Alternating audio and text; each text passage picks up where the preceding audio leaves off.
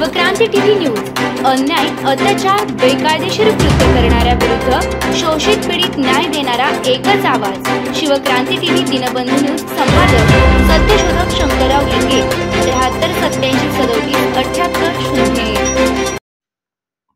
माननीय नामदार छगनरावजी भुजबळ साहेब यांची कॅबिनेट मंत्रीपदी निवड करून शपथविधी झाल्याबद्दल हार्दिक अभिनंदन, हार्दिक शुभेच्छा। मुख्यमंत्री नामदार देवेंद्र फडणवीस, उपमुख्यमंत्री नामदार अजितदादा पवार, उपमुख्यमंत्री नामदार एकनाथजी शिंदे साहेब आणि युतीचे सर्व सरकारमधील मंत्री यांचं हार्दिक स्वागत, हार्दिक अभिनंदन, धन्यवाद। सत्यशोधक ओबीसी नेते शंकरराव लिंगे, राष्ट्रीय अध्यक्ष अखिल भारतीय माळी महासंघ, संस्थापक अध्यक्ष महात्मा फुले सामाजिक शिक्षण संस्था, उपाध्यक्ष अखिल भारतीय समता परिषद यांनी आनंदाच्या भरात आभासी लाखो रुपयांचे फटाके फोडले। 5 महिन्याच्या प्रतीक्षेनंतर अखेर छगनरावजी भुजबळ साहेब यांना मंत्रिमंडळात सामील केल्यामुळे ओबीसी वर्गात एक नवीन आनंदाची लाट आली। ती कायम ठेवण्यासाठी छगनरावजी भुजबळ साहेब आटोकाट प्रयत्न करतील, जातनिहाय जनगणना करतील, लोकसंख्येच्या प्रमाणात ओबीसींना आरक्षण देतील, लोकसंख्येच्या प्रमाणात निधी उपलब्ध करून देतील, शेतकऱ्यांचे वारंवार नुकसान होते त्याची भरपाई मिळवून देतील, शेतकऱ्याला वीज, पाणी, खते, बी-बियाणे मोफत देण्याचा प्रयत्न करतील, असे सर्व ओबीसी जनतेला आशा आहे। त्या दिशेने छगनरावजी भुजबळ साहेब नेहमीच काम करत राहतील, याबद्दल कोणतीही शंका नाही। छगनरावजी भुजबळ साहेब यांच्या भावी कार्यास ओबीसी नेते शंकरराव लिंगे यांनी आभासी लाखो रुपयांचे फटाके फोडून आनंद व्यक्त केलाय आणि त्यांना शुभेच्छा दिल्यात।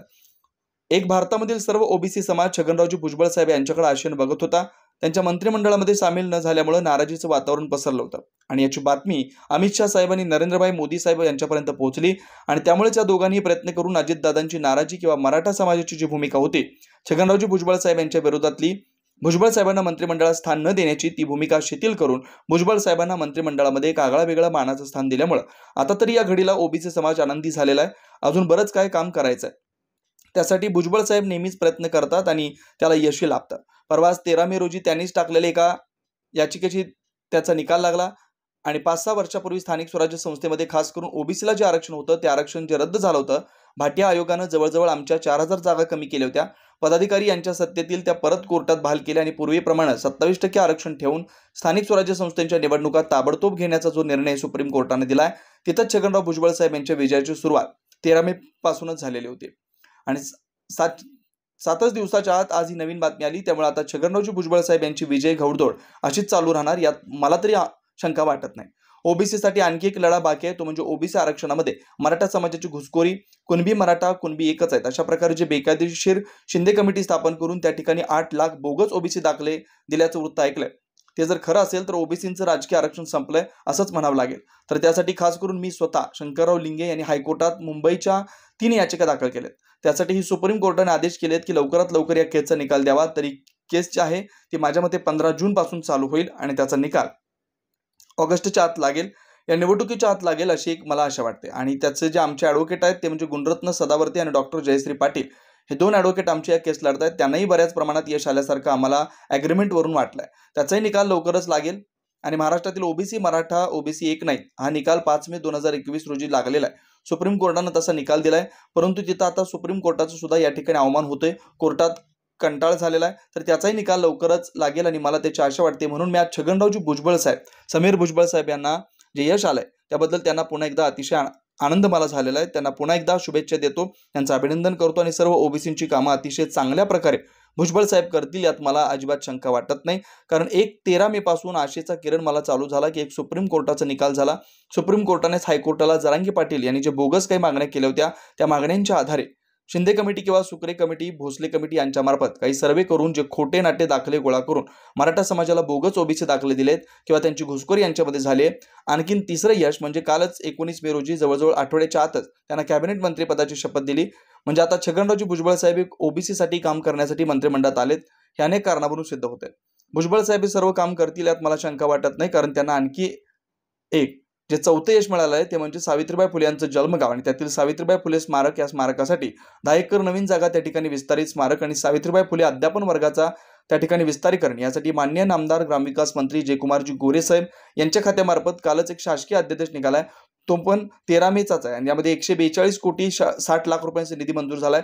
आणखी 5 पाचवं यश म्हटलं तर संत शिरोमणी सावता महाराज संजीवनी समाधी तीर्थक्षेत्र आरण या तीर्थक्षेत्राला अवर्ग तीर्थक्षेत्राचा दर्जा देऊन शासकीय कमिटी स्थापन करावी अशी मागणी अखिल भारतीय माळी महासंघाच्या वतीनं सर्व सकल माळी समाजाच्या वतीनं ओबीसी समाजाच्या वतीनं सत्यशोधक शंकरराव लिंगे हे गेल्या 30 वर्षापासून करत होते.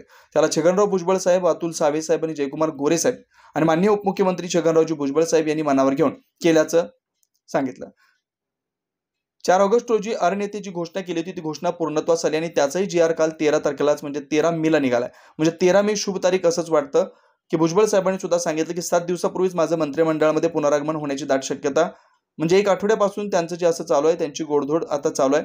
त्यामुळे सर्वच काम होतील अशा आशा बाळगूया आणि महात्मा ज्योतिराव फुले, सावित्रीबाई फुले यांना मी सत्यशोधक शंकरराव लिंगे वंदन करतो. छगनराव भुजबळ साहेबांना उदंड आयुष्य लाभावं आणि त्यांच्या हातून वारंवार ओबीसींची मोठमोठी कामं व्हावीत आणि कॅबिनेटवर मंत्र्यापेक्षा त्यांचं आणखी वेगळं काही स्वप्न असेल तर ते पूर्ण व्हावं हीच निर्मिकास प्रार्थना करतो.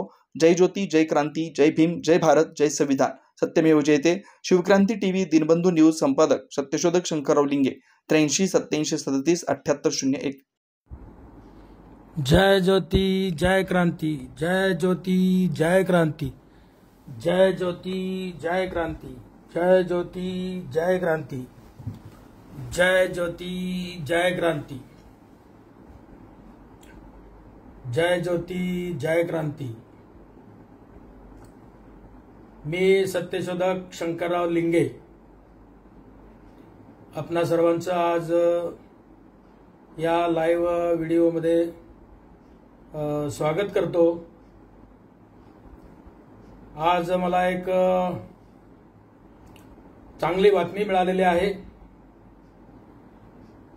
त्यामुळे मी आज अतिशय आनंदी आहे. याचं कारण असं आहे, माननीय छगनरावजी भुजबळ साहेब यांची महाराष्ट्र राज्याचे कॅबिनेट मंत्री म्हणून निवड झाली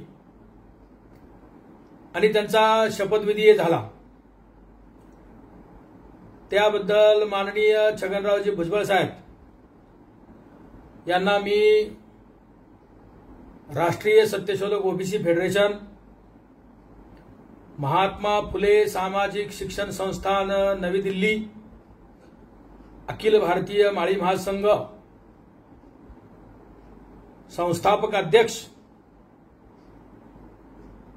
महात्मा फुले अखिल भारतीय समता परिषद यांच्या वतीनं माननीय छगनरावजी भुजबळ साहेब यांचं मी हार्दिक अभिनंदन करतो. हार्दिक अभिनंदन, हार्दिक अभिनंदन, हार्दिक अभिनंदन, हार्दिक शुभेच्छा. अखेर छगनरावजी भुजबळ साहेब यांची 5 महिन्यानंतर या नवीन मंत्रिमंडळामध्ये निवड झालेली आहे.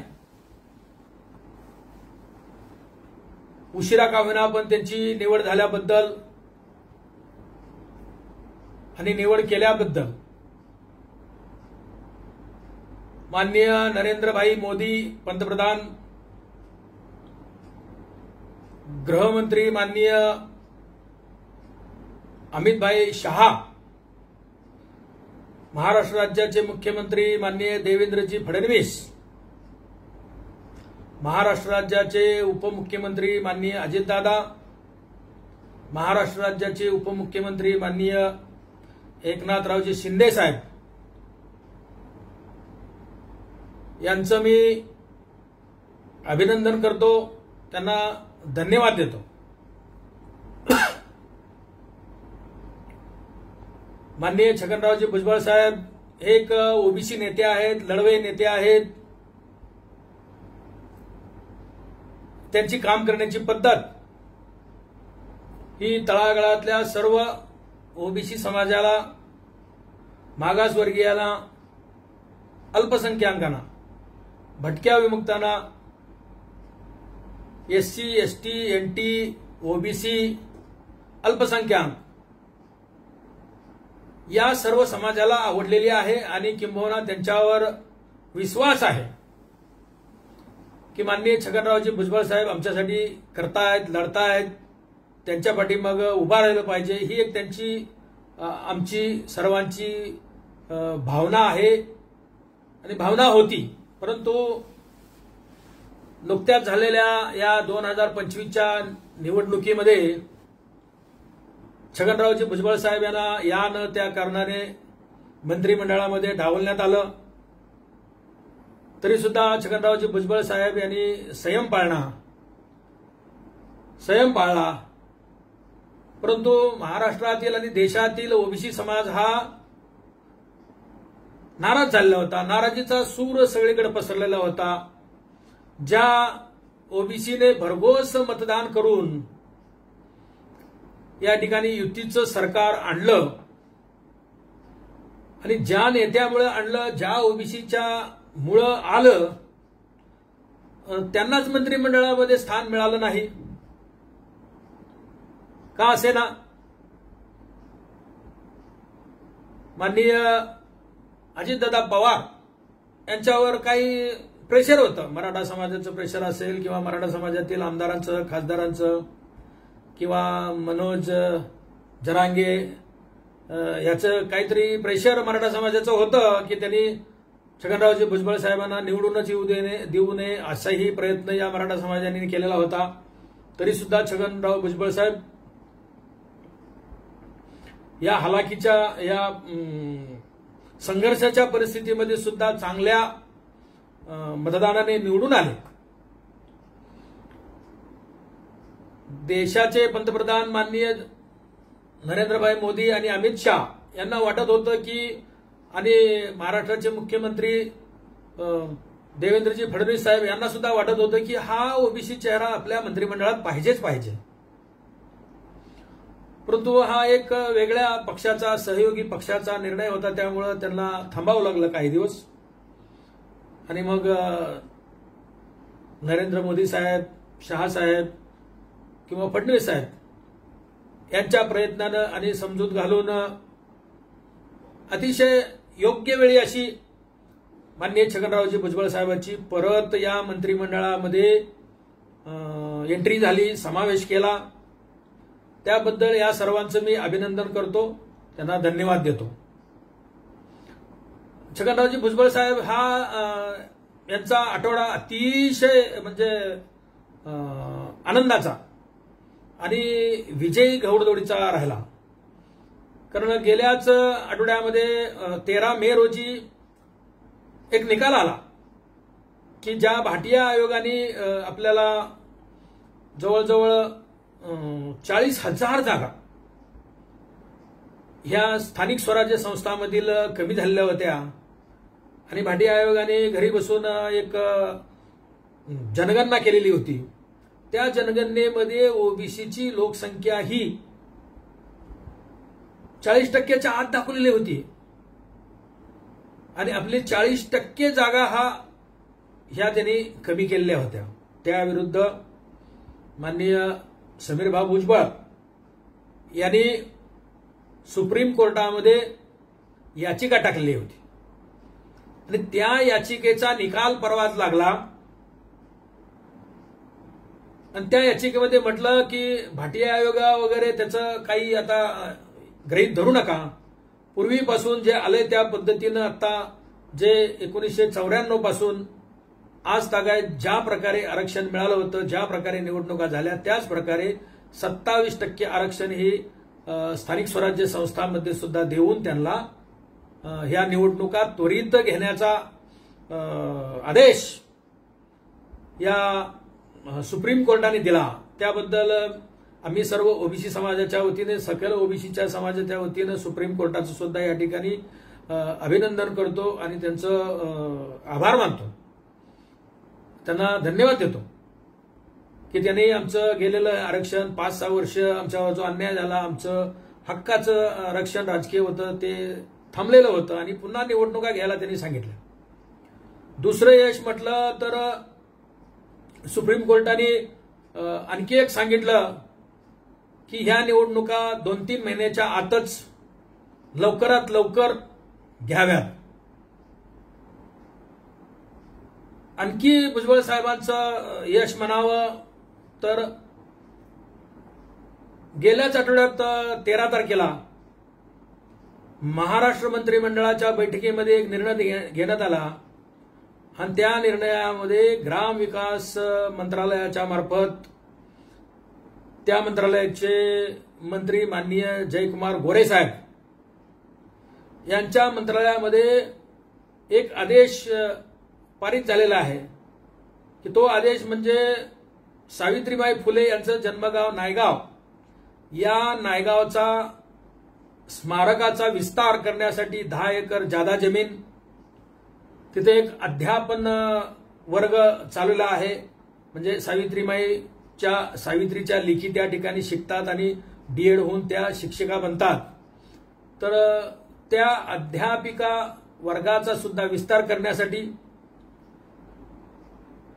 ग्रामविकास मंत्रालयाच्या मार्फत 142 कोटी 60 लाख रुपयाचा आराखडा मंजूर झालेला आहे त्याबद्दल मी जयकुमार गोरे साहेब यांचं अभिनंदन करतोय। त्यानंतर एक दुसरा जो छगनराव भुजबळ साहेब यांच्या बाजूने जो निर्णय लागलेला आहे किंवा त्यांनी जे प्रयत्न केलेले होते त्या प्रयत्नाप्रमाणे एक सावित्रीबाई फुले यांचं जन्मगाव नायगाव यांच्या या स्मारकाचा वाढ विस्तार आणि दुसरा जो निर्णय होता तो निर्णय म्हणजे संत शिरोमणी सावता महाराज संजीवन समाधी तीर्थक्षेत्र अरण तालुका माढा जिल्हा सोलापूर या ठिकाणी सावता महाराज यांची समाधीला 730 वर्ष होत आहेत आणि त्यांची ज्यावेळेला 700वी पुण्यतिथी होती त्यावेळेला मी स्वतः शंकरराव लिंगे यांनी अनेक प्रयत्न केले त्या प्रयत्नामध्ये अरणच्या तीर्थक्षेत्राला जाण्यासाठी जवळजवळ 150 किलोमीटर पासून म्हणजे शिंगणापूरच्या पासून ते इकडं सांगोला असेल सोलापूर असेल किंवा बार्शी असेल अशा आजूबाजूनं 150 किलोमीटरच्या आसपास दिशा दर्शक फलक जवळजवळ 25 एक फलक आम्ही त्या ठिकाणी लावलेले होते आणि सावता महाराज यांचं मंदिर कोणत्या दिशेने आहे किती किलोमीटर आहे असे जागोजागे असे आम्ही त्याचे फलक लावलेले होते। 701 पुण्यतिथी निमित्त 701 दिवे सावता नावाच्या व्यक्ती मार्फत लावण्याचा कार्यक्रम या ठिकाणी आम्ही अरणच्या संत शिरोमणी सावता महाराज यांच्या तीर्थक्षेत्राच्या मधील मंदिरामध्ये हा कार्यक्रम घेतलेला होता आणि तेव्हापासून आम्ही अनेक वेळा त्या ठिकाणी आंदोलन केलेले आहेत उपोषण केलेलं आहे त्या ठिकाणी 8 सामुदायिक विवाह घेऊन 712 जोडप्यांचा विवाह सावता महाराज यांच्या साक्षीनं लाखो लोकांच्या साक्षीने लावलेला आहे। त्या ठिकाणी सावता महाराज यांच्या तीर्थक्षेत्राला अवर्ग तीर्थक्षेत्राचा दर्जा द्यावा म्हणून मी अनेक वेळा प्रयत्न केले। त्यावेळेला उपमुख्यमंत्री माननीय गोपीनाथरावजी मुंडे साहेब यांनी मला सांगितलं की अरण तीर्थक्षेत्रासाठी काय करायला पाहिजे तर मी सांगितलं होतं त्यावेळेला अवर्ग तीर्थक्षेत्राचा दर्जा द्यावा आणि शासकीय कमिटी या ठिकाणी नियुक्त करावी। त्याप्रमाणे त्यांनी मला एक अट टाकली होती की सांगोल्यामध्ये आमच्या बीजेपीला उमेदवार नाही तर ही 99ची निवडणूक जी आहे ती विधानसभेची निवडणूक तुम्ही लढा आपण सगळी कामं करू। तर 11 फेब्रुवारी 1998ला अकलूज येथे सहकार महर्षी शंकरराव मोहिते पाटील यांच्या पुण्यतिथीच्या दिवशी सहकार मंत्री माननीय प्रतापसिंह मोहिते पाटील यांनी त्या ठिकाणी मागणी केली की संत शिरोमणी सावता महाराज संजीवन समाधी तीर्थक्षेत्र अरणला अवर्ग तीर्थक्षेत्राचा दर्जा द्यावा। त्या कार्यक्रमाला मी पण होतो। मुंडे साहेबांनी सांगितलं की आताच घोषणा करा तर मुंडे साहेबांनी त्यांनी त्या भाषणामध्ये ती घोषणा केली आणि थोड्या दिवसात निवडणुका लागल्या। कारगिलचं युद्ध झाल्यामुळे जरा लवकर निवडणुका लागल्या आणि हा अध्यादेश त्यावेळेला निघाला नाही आणि नंतर भाजपचं सरकार गेलं, जे 98ला गेलं ते 2099ला गेलं ते 2014 पर्यंत परत जे सरकार होतं ते आघाडीचं सरकार होतं, काँग्रेस आणि राष्ट्रवादीचं सरकार होतं. त्यांच्या काळात ही माननीय गोपीनाथरावजी मुंडे साहेबांनी अनेक वेळा आरणला येऊन सभा घेतले, मेळावा घेतले, घोषणा केल्या, परंतु त्या ठिकाणी घोषणा अस्तित्वामध्ये किंवा प्रत्यक्षात आल्या नाही, उतरल्या नाहीत. त्यांनी पुन्हा सांगितलं की आमचं आता सरकार येईल त्यावेळेला आम्ही ही निश्चितपणे करू. 2014ला त्यांचं सरकार येण्याच्या अगोदरच गोपीनाथरावजी मुंडे साहेब यांचं निधन झालं आणि नंतर 2014ला सरकार आलं, पण मुंडे साहेब नव्हते. त्यानंतर पंकजाताई मुंडे यांनी सुद्धा अनेक वेळा प्रयत्न करून आरणमध्ये चांगल्या प्रकारे निधी दिला आणि आरण तीर्थक्षेत्राला अवर्ग तीर्थक्षेत्र देण्याचा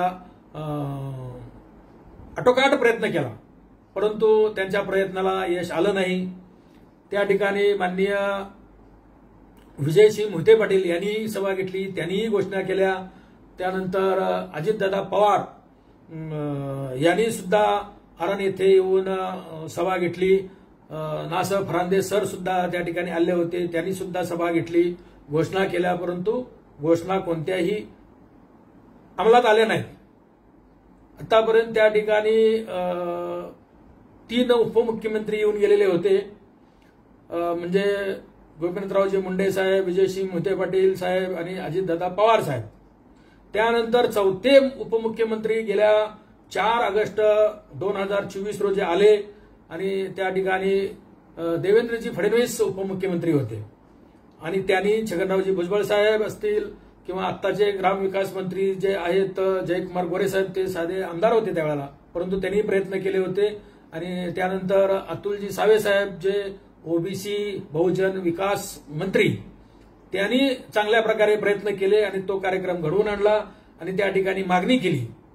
त्या मागणीप्रमाणे त्या ठिकाणी देवेंद्रजी फडणवीस साहेबांनी छगनरावजी भुजबळ साहेबांना वचन दिलं की आम्ही उशीर झाला, परंतु आता या तीर्थक्षेत्राचं अवर्ग तीर्थक्षेत्रामध्ये रूपांतर करू, त्याचा अध्यादेश काढू आणि त्याला पहिल्यांदा आम्ही 100 कोटीचा निधी देऊ आणि पुन्हा लागेल तो निधी देऊ, भक्त निवास बांधू, अनेक मंदिराचा जीर्णोद्धार करू किंवा विस्तार करू किंवा विकास करू, गावचा विकास करू, असं त्या ठिकाणी त्यांनी निवेदन दिलं आणि मान्यता दिली आणि मंत्रिमंडळामध्ये आम्ही तो निर्णय घेऊ असं सांगितलं.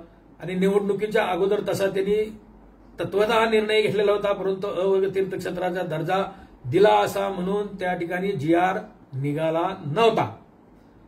परंतु आत्ताच 13 तारखेलाच हा GR निघाला आणि खऱ्या अर्थानं संत शिरोमणी सावता महाराज या संजीवन समाधीला मी वंदून सांगतो की मला काय त्याचं श्रेय घ्यावं किंवा नाही घ्यावं याचा काय असं फार मोठा फरक पडणार नाही, परंतु माझे प्रामाणिक पत्र व्यवहार किंवा तिथं जाऊन निवेदन देणं, अगदी आपले जे शिवसेनेचे मुख्यमंत्री मनोहर जोशी साहेब होते किंवा आपले नारायण राणे साहेब होते किंवा आमचे मुख्यमंत्री माननीय विलासरावजी देशमुख साहेब होते, त्यानंतर आमचे चव्हाण साहेब होते, त्यानंतर आमचे सुशीलकुमारजी शिंदे साहेब होते, अशा अनेक मुख्यमंत्र्यांना मी त्या ठिकाणी निवेदन दिले आहे. प्रत्येक मुख्यमंत्र्यांना निवेदन दिले आहेत, मुख्यमंत्र्यांच्या काळामध्ये निवेदन दिले आहेत, अनेक पत्रकार परिषदा दिलेल्या आहेत.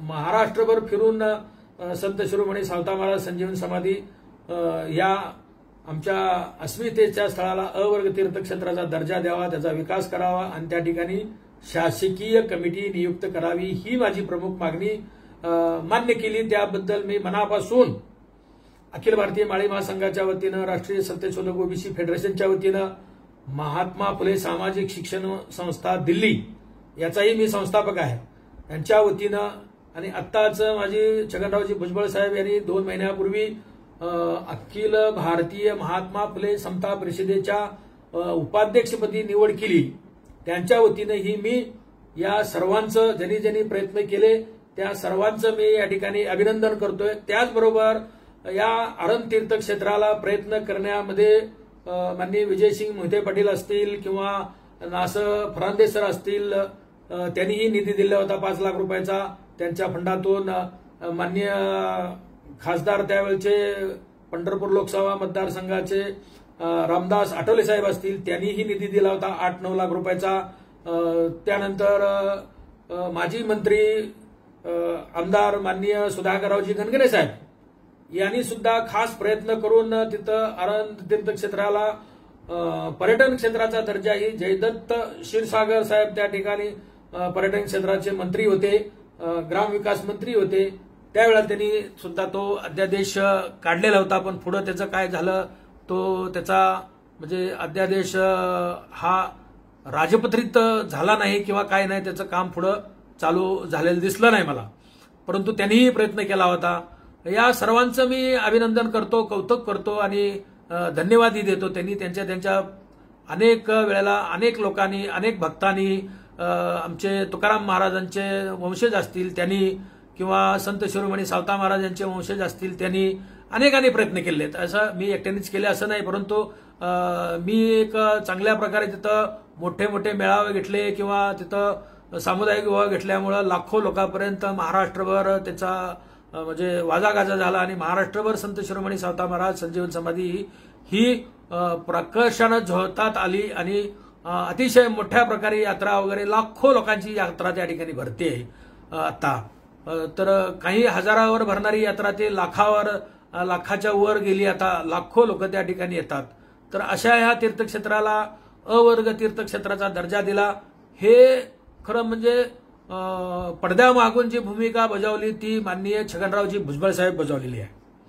आणि छगनरावजी भुजबळ साहेब यांनी आणि यांच्या तिथे गायकवाड म्हणून एक पत्रकार होते नाशिकचे, त्यांनी सुद्धा आतला मंडप बांधण्यासाठी सुद्धा प्रयत्न मोठ्या प्रमाणात त्यांनी म्हणजे जवळजवळ 1995च्या आसपासच तो प्रयत्न त्यांनी केलेला होता आणि त्यांच्या प्रयत्नातून तो आतला हॉल मंडप सुद्धा बांधलेला आहे. त्या अगोदर जे मंदिर बांधलेलं आहे, ओवाऱ्या बांधलेल्या आहेत, हे सगळं दी सासवड माळी शुगर फॅक्टरी यांनी प्रयत्न केलेले आहेत. त्यात रंजन गिरमे भाऊसाहेब आणि किंवा त्यांचे कुदळे असतील, त्यावेळेचे विजयकांत कुदळे असतील, असे अनेक लोकांनी प्रयत्न करून ते मंदिर बांधलेलं आहे. त्या ठिकाणी सावता महाराज यांचं चरित्र, पोथी, अभंग याचे हजारो पुस्तक छापून दी सासवड माळी शुगर फॅक्टरी यांनी महाराष्ट्रभर अतिशय कमी किमतीत म्हणजे जवळजवळ 5 रुपये त्याच्यावर किंमत छापलेली होती, पण त्यांनी पैसे न घेता पुस्तकं सगळे वाटलेले आहेत असं माझ्या निदर्शनाला आलं. कारण माझ्याजवळ मला 4 पोथी त्यांनी दिली होती. 4 पोथी म्हणजे न मोपता दिलेली पोथी होती. किती होते काय नाही, पण मला वाटतं 4 पोथ्यामध्ये किमान 2-3 हजार तर पुस्तकं कमीत कमी असतील. ती मी स्वतः महाराष्ट्रावर वाटलेले आहेत आणि ते पुस्तक अमेरिकेपर्यंत सुद्धा पोहोचलेले आहेत. म्हणजे अमेरिकेच्या कोलंबिया विद्यापीठामध्ये ज्या ठिकाणी डॉक्टर बाबासाहेब आंबेडकरांचं जे डिलीट पदवी त्या ठिकाणी मिळाली, तर त्या ठिकाणी सुद्धा मी सावता महाराजांच्या या चरित्राचा प्रचार प्रसार किंवा त्यांचे जे ग्रंथ आहेत, पोथी आहेत, ते सुद्धा त्या ठिकाणी वाटण्याचा कार्यक्रम मी केलेला आहे. म्हणजे अरण ते अमेरिकापर्यंत प्रचार करायचं काम ही मी केलेलं आहे. आणि छगनरावजी भुजबळ साहेब यांनी खास प्रयत्न करून अवर्ग तीर्थक्षेत्राचा दर्जा देण्यासाठी अतिशय चांगल्या प्रकारे त्यांनी प्रयत्न केलेले आहेत.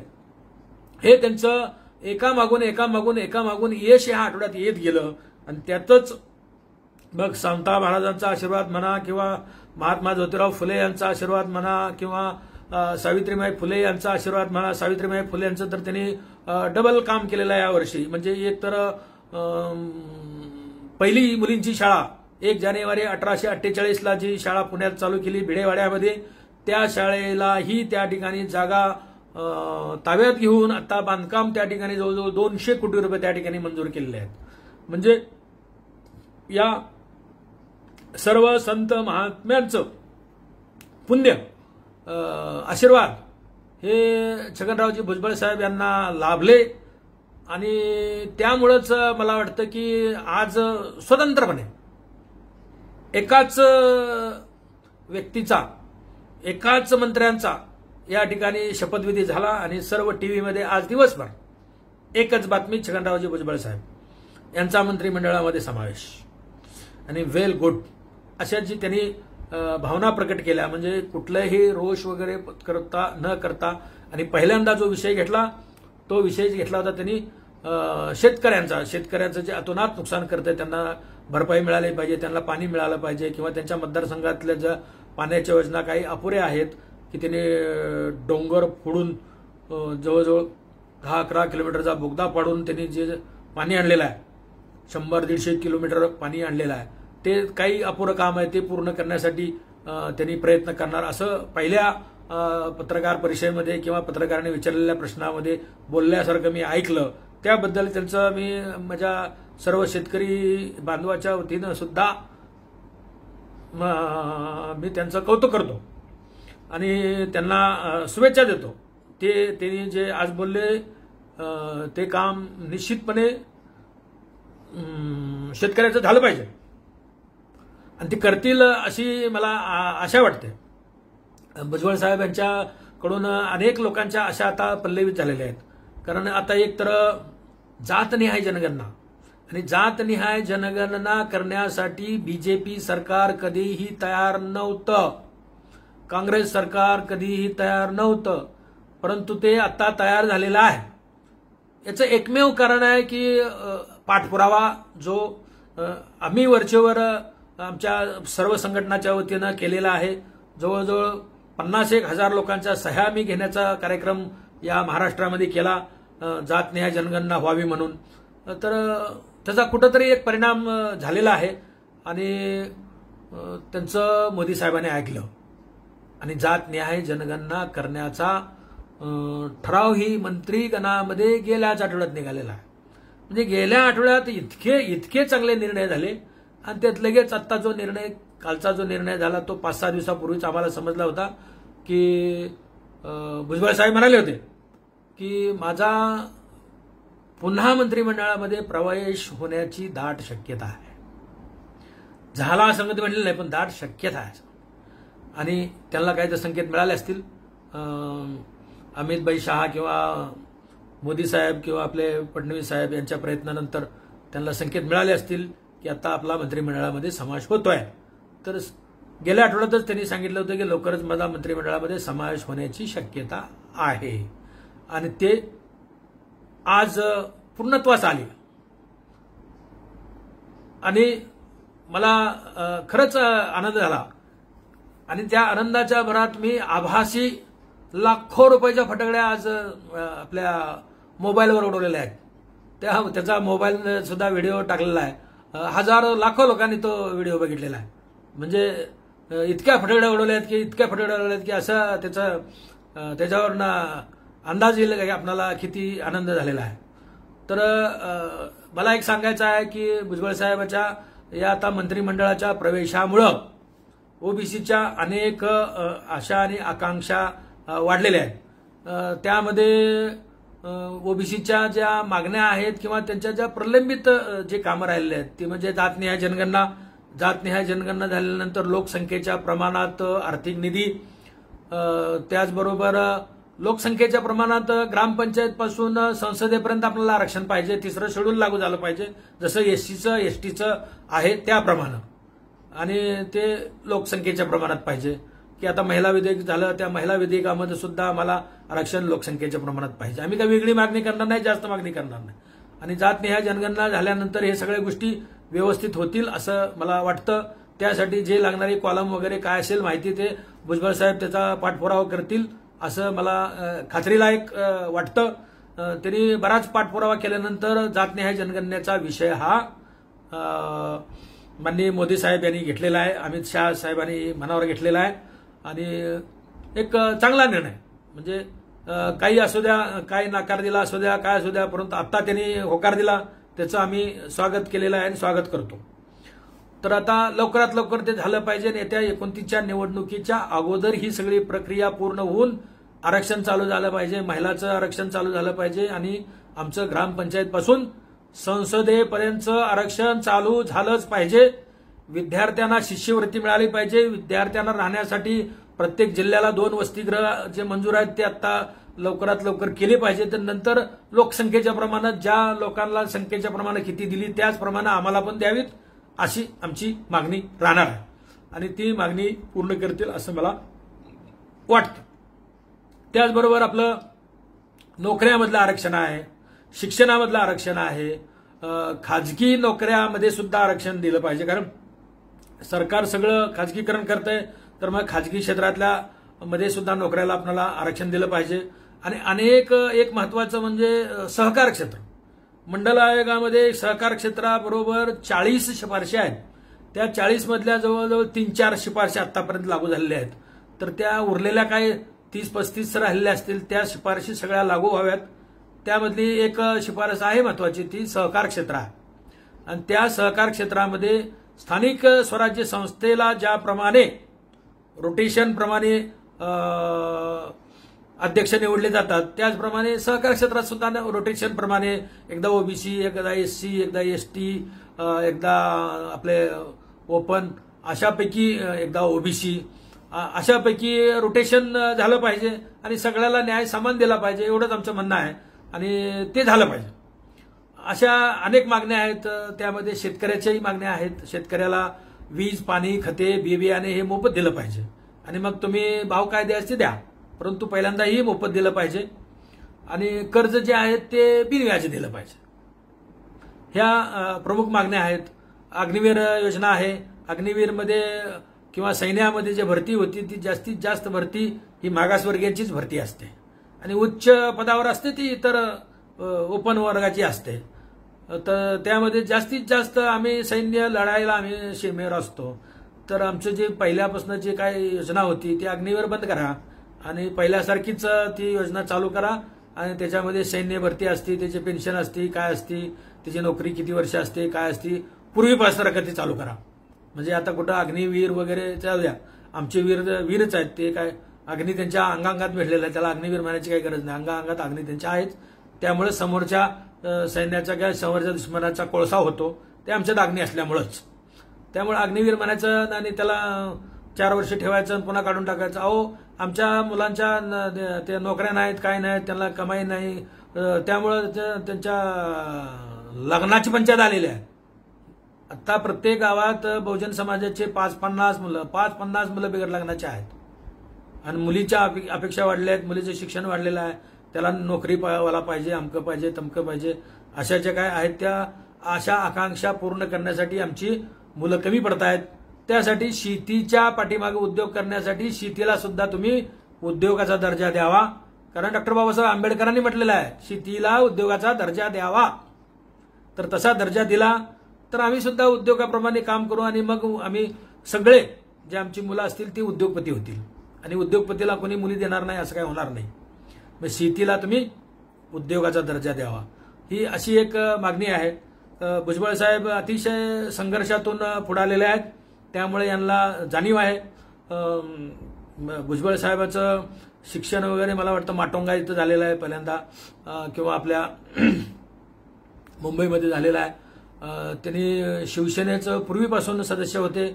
पहिल्यांदा 67 साली मला वाटतं ते नगरसेवक झाले. त्यानंतर महानगरपालिकेमध्ये विरोधी पक्ष नेते झाले. त्यानंतर महानगरपालिकेचे महापौर ते 2 वेळा झाले. नुसते महापौर झाले नाही, देशातल्या सर्व महापौरांचे महापौर अध्यक्ष. किती मोठा मान आहे. एवढं काम जे झालेलं आहे ती मला वाटतं देशात कुणी असं दुसऱ्या मोठ्याने संघर्षात केलेलं नसेल. कारण आई वडिलांचं क्षेत्र त्यांचं लहानपणीच हरवलेलं होतं. त्यांच्या काकाने वगैरे त्यांचा सांभाळ केलेला होता आणि मी ऐकलेली स्टोरी आहे.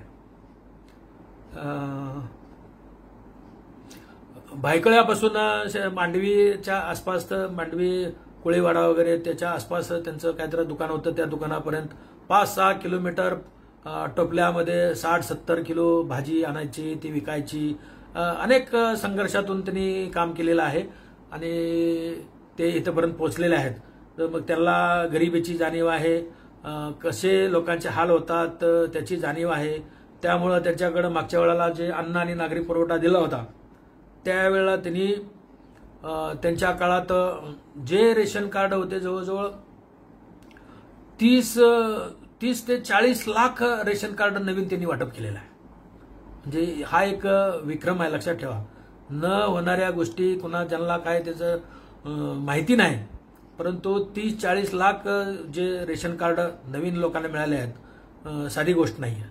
हे छगनराव भुजबळच करू शकतात, दुसरं कोणी करू शकत नाही. तर अशी कामं त्यांनी भरपूर केलेली आहेत. नुसते महापौर झाले नाहीत, त्यांनी महापौराचे महापौर झाले, त्यानंतर विरोधी पक्षनेते झाले, त्यानंतर ते पक्ष बदलून आपल्या काँग्रेसमध्ये आले, काँग्रेसमध्ये महसूल मंत्री झाले, त्यानंतर त्यांना शिवसेनेच्या बाळा नांदगावकर यांनी त्यांच्या मुख्य जो मतदारसंघ होता तो माझगाव, त्या माझगावमधनं त्यांना हार पत्र करावं लागली. तरी सुद्धा त्यांना विधान परिषदेवर गेल्यानंतर विधान परिषदेचे ते विरोधी पक्ष नेते झाले. म्हणजे असे एक पद घेतली आणि पुन्हा मग काँग्रेस सोडून ते राष्ट्रवादीमध्ये गेले. राष्ट्रवादी पक्ष नवीन स्थापन झाला, त्याचे ते संस्थापक अध्यक्ष होते. म्हणजे राष्ट्रवादीचे मुख्य फाउंडर अध्यक्ष हे छगनरावजी भुजबळ साहेब होते. आणि त्यांनीही या ओबीसीची सर्व मतं राष्ट्रवादीला देऊन राष्ट्रवादी मोठी केलेला आहे, हे कुणीही विसरणार नाही आणि नाकारणार नाही, हे सुद्धा मी तुम्हाला ठामपणे सांगतो. आणि त्याच्याच काळात म्हणजे ते मग पुण्याचा फुलेवाडा असेल किंवा नायगाव 97ला, हे 92ला, असं त्यांनी 2 स्मारक उभा केलेले आहेत. म्हणजे फार मोठी कामं केलेली आहेत. असं म्हणजे कामं दिसून येणार नाहीत. त्यांनी त्याच्यानंतर त्या राष्ट्रवादीमधून पहिल्यांदा उपमुख्यमंत्री झाले, गृहमंत्री झाले, बांधकाम मंत्री झाले आणि आता ते मला वाटतं अन्न व नागरी पुरवठा मंत्री झाले. अशी अनेक खाती सांभाळलेले असे हे आमचे छगनरावजी भुजबळ साहेब आहेत. परंतु त्यांचं एक स्वप्न आहे, ते स्वप्न म्हणजे आता काय सांगायची, म्हणजे मला जरा हे वाटतं की मग दुसरे कोणतरी ते नाराज होतील. परंतु असू द्या, त्यांचं स्वप्न आता कॅबिनेट मंत्र्यापेक्षाही पुढचं स्वप्न आहे. ते स्वप्न सुद्धा उपमुख्यमंत्री तर झालेच होते, त्याच्याही पुढचं त्यांचं स्वप्न असावं असं मला वाटतं. त्यांचं स्वप्न मोठं आहे, त्यांना केंद्रामध्ये सुद्धा मंत्री व्हायचं आहे. अनेक सगळे त्यांची राहिलेली स्वप्न लवकरात लवकर त्यांची पूर्ण व्हावीत असं मी संत शिरोमणी सावता महाराज चरणी आणि महात्मा ज्योतिराव फुले, शाहू महाराज, डॉक्टर बाबासाहेब आंबेडकर, शिवाजी महाराज आणि सर्वच संत महात्मे यांच्या चरणी नतमस्तक होऊन निर्मिकास विनंती करतो की छगनरावजी भुजबळ साहेब यांची राहिलेली स्वप्न लवकरच पूर्ण करावीत आणि ओबीसी समाजाला पूर्णपणे न्याय देण्यासाठी आपण छगनराव भुजबळ साहेबांना अनेक मोठमोठ्या पदावर पोचवावं, हीच निर्मिकास मी विनंती करतोय. आणि छगनरावजी भुजबळ साहेब यांना आता पुन्हा मंत्रिमंडळामध्ये घेण्यामध्ये ज्यांनी ज्यांनी हातभार लावला त्यांच्या सर्वांचं मी या ठिकाणी कौतुक आणि अभिनंदन करतोय, त्यांचं आभारी मानतोय. त्यामध्ये आमचे जे नवीन मंत्रिमंडळ आहे किंवा युती सरकारचं जे मंत्रिमंडळ आहेत, युती सरकारचे जे पदाधिकारी आहेत, त्यांचं सुद्धा मी सर्व मंत्र्यांचं, सर्व पदाधिकाऱ्यांचं आणि सर्व महाराष्ट्रातील जनतेचं, ओबीसीच्या सर्व लोकांनी जे प्रयत्न केले त्या सर्व प्रयत्न करणाऱ्या लोकांचं मी या ठिकाणी अभिनंदन आणि कौतुक करतोय. त्या ठिकाणी मग प्राध्यापक लक्ष्मण हाकेसर असतील किंवा आमचे ॲडव्होकेट मंगेश ससाणे असतील, सपना माळी असतील किंवा मी स्वतः शंकरराव लिंगे. आता मी स्वतः सांगणं काय बरोबर नाही, परंतु माझ्या 3 याचिका हायकोर्टामध्ये आहेत आणि माझे जे वकील आहेत ते काम पाहतात. ते आमच्या भगिनी ॲडव्होकेट डॉक्टर जयश्री पाटील आणि दुसरे जे वकील आहेत ते डॉक्टर गुणरत्न सदावर्ते साहेब. या दोघांनी अत्यंत चांगला अग्रीमेंट केलेला आहे. आणि आत्ताच मला अजून एक भुजबळ साहेबांचं यश सांगायचं राहिलं की सुप्रीम कोर्टाने सांगितलेलं आहे की जरांगे यांनी काय ज्या उलट्या सुलट्या किंवा बेकायदेशीर मागण्या केलेल्या आहेत किंवा त्याच्यामध्ये जस्टिस सुक्रे कमिटी असेल, जस्टिस भोसले कमिटी असेल किंवा जस्टिस शिंदे कमिटी असतील, यांनी जी काय बोगस दाखले दिलेले आहेत, यांनी जी काय आता हाके साहेबांनी परवाच पत्रकार परिषदेत सांगितले की 8 लाख काय तर बोगस दाखले दिले आहेत. अरे बाबा, 8 लाख जर दिले असेल तर मग ओबीसीचं आरक्षण सगळं संपलेलं असं समजा ना. मग ग्रामपंचायतमध्ये सुद्धा एक माणूस निवडून येणार नाही. तर 5 मे 2021 रोजी एक निकाल आलेला आहे. त्याच्यासाठी सुद्धा आम्ही संघर्ष केलेला आहे. त्याच्यामध्ये 4 मे 2018 साली सोलापूरला एक कमिशन आलेलं होतं, गायकवाड कमिशन. तर त्या कमिशनला जवळजवळ मी निवेदन देण्यासाठी 70 पानी निवेदन नेलेलं होतं. आणि त्यामध्ये मराठी समाजाला आरक्षण देण्यास आमची काय हरकत नाही असं लिहिलं होतं. परंतु ते ओबीसी मधून देऊ नये, कारण ते ओबीसी नाहीत, ते डॉमिनेट कम्युनिटी आहे. त्यांचे जवळजवळ निम्म्यापेक्षा जास्त आमदार आहेत, खासदार आहेत, मंत्री आहेत, अनेक मुख्यमंत्री झालेले आहेत. एक राजकारती जमात आहे.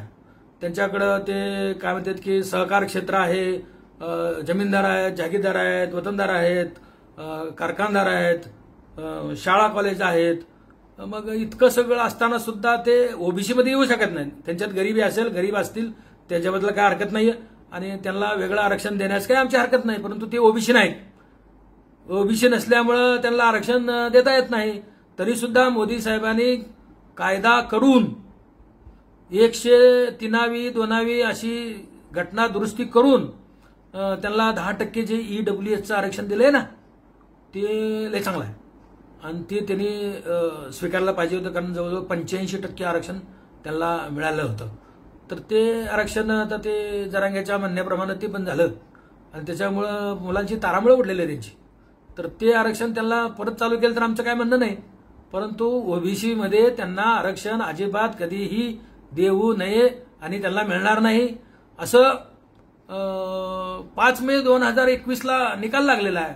ते 4 मेला जे गायकवाड कमिशन आलं सोलापूरला, त्या आपल्या विश्रामगृहावर, आणि ते माझं निवेदन बघितल्यानंतर ते तिथं मराठा समाज जवळजवळ 100, 150, 200 लोकांनी माझ्यावर हल्ला केला. हल्ला करून माझ्या तोंडाला काळं लावलं.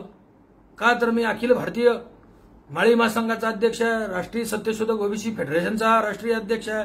राष्ट्रीय अध्यक्षाचं तोंड काळं केलं तर म्हणजे सगळ्या ओबीसीचं तोंड काळं केल्यासारखं झालं. परंतु देर है परंतु अंधेर नहीं है, कानून के हात बहुत लंबे होते हैं. मी जे 70 पानी निवेदन दिलेलं होतं त्यामध्ये ज्या ओबीसी समाज मध्ये हा मराठा समाज कसा येऊ शकत नाही याबद्दलचं सविस्तर माहिती त्या 70 पानात दिलेली होती. आणि त्या आधारित किंवा ते तसंच मांडणी आमच्या जयश्रीताई पाटील यांनी सुप्रीम कोर्टात केली आणि सदावर्ते यांच्या सहकार्याने ती मांडणी केलेली आहे. आणि त्या ठिकाणी 5 मे 2021 रोजी निकाल लागलेला आहे. मराठा कुणबी मराठा एक नाहीत आणि कोणत्याही मराठ्याला आरक्षण देऊ नये, ओबीसी मध्ये घेऊ नये आता असा स्पष्ट 550 पानी निकाल आहे. तरी सुद्धा कोर्ट ऑफ कंटम करून आता त्याला ते जे आरक्षण दिले ना 10%, हे कोर्ट ऑफ कंटम आहे. आता हे आमचं हायकोर्टात आहेच. हायकोर्टात आता सुप्रीम कोर्टाने आदेश दिलेला आहे की ते सुद्धा भुजबळ साहेबांचं म्हणजे एक यश आहे की लवकरात लवकर त्याचा निकाल लावा. मग आता ते निवडणूक झाल्यापासून त्याच्या तारखाच लागणार, एक पण तारीख लागली नाही. मी सदावर्ते साहेबांना सारखं सांगतो, अहो ते पण ते कोर्ट ही घेणं ते बदललं, अमकं झालं तमकं झालं. आमच्या पोराचा एक पंढरपूरचा खून केलेला आहे ह्या मराठा समाजाने मराठाच्या आरक्षणासाठी. आमच्या विलास क्षीरसागरचा अपंग मुलाचा खून केला. हो काय सांगायचं त्याला. तर असल्या लोकांना आरक्षण देऊ नये. ही खुनी लोक आहेत. तर त्यांना आरक्षण द्यायचं असेल तर वेगळं कुठं द्या, आपण ओबीसीत अजिबात नको बरं का. तर भुजबळ साहेब, तुम्हाला कितीही जरी जरांगेनं अमकं तमकं काय बोललात तर आम्ही सगळे ओबीसीचे लिंगेसारखे सगळे तुमच्या पाठीमागं कोट्यावधी देशातले सगळे ओबीसी. परवाच मी जाऊन आलो चेन्नईला आणि चेन्नईमध्ये महाबलीपुरम चेन्नईपासून 60 किलोमीटर आहे महाबलीपुरम, त्या ठिकाणी PMK पार्टी आहे. त्या पार्टीचे अध्यक्ष आहेत रामदास आणि तिथले खासदार आहेत अंबुमणी रामदास. रामदास मणी हे संस्थापक आहेत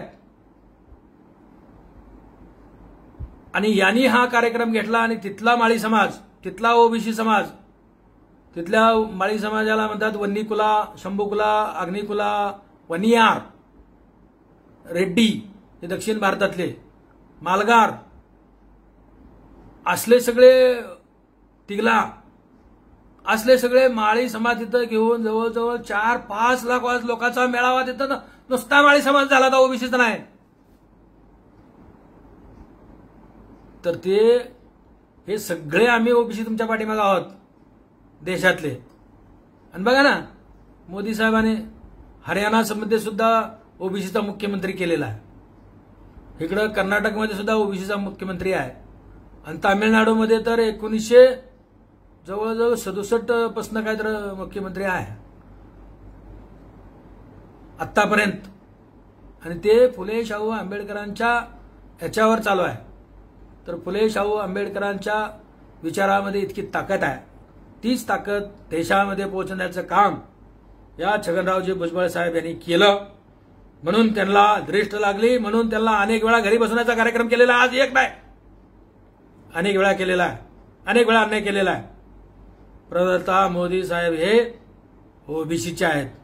मुख्यमंत्री फडणवीस साहेब आहेत आणि शाह साहेब आहेत. यांनी सगळ्यांनी लक्ष घालून पुन्हा OBCला न्याय दिलेला आहे. त्याबद्दल मी त्यांचं पुन्हा धन्यवाद मानतो. आणि पुन्हा एकदा संत शिरोमणी सावता महाराज, महात्मा फुले, सावित्रीबाई फुले, डॉक्टर बाबासाहेब आंबेडकर, शिवाजी महाराज, शाहू महाराज, सर्वच महात्मे असतील, आमचे गाडगे महाराज असतील, तुकाराम महाराज असतील, किंवा गौतम बुद्धापासून चारवाक असतील, मोहम्मद पैगंबर असतील, अशा सर्व आमच्या भगिनी ज्यांनी शिकवण्याचं काम सावित्रीबाई फुले यांच्याबरोबर जे केलं, त्या फातिमा शेख असतील, या सर्वांना मी वंदन करतो. आणि आता हे वाढलेला माझा ते लाईव्ह मुलाखत जरा आकडते घेतो. आणि पुन्हा एकदा मी सर्व भारतातील OBCच्या समाजाच्या वतीनं, सर्व तळागाळातल्या जे का रंजले गांजले त्या सर्वांच्या वतीनं भुजबळ साहेबांना मी परत एकदा शुभेच्छा देतो आणि निर्मिक चरणी प्रार्थना करतो की त्यांची सर्व स्वप्न पूर्ण व्हावीत. जय ज्योती, जय क्रांती, जय भीम, जय भारत, जय संविधान, जय मंडल, जय ज्योती, जय क्रांती, जय संविधान, जय OBC, सत्यमेव जयते. धन्यवाद, धन्यवाद. मी सत्यशोधक शंकरराव लिंगे. ज्यादा काय बोललो असलो तर माफ करा. धन्यवाद, धन्यवाद.